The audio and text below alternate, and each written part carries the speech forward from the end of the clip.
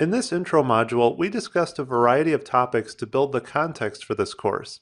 Web Forms is a mature platform with interesting features like view state, abstractions over HTML and HTTP, a split page model, and validation options.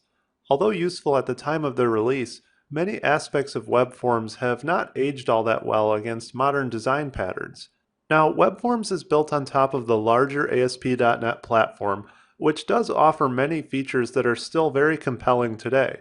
The newer MVC framework is also built on ASP.NET to leverage its strengths while introducing a more flexible and extensible architecture.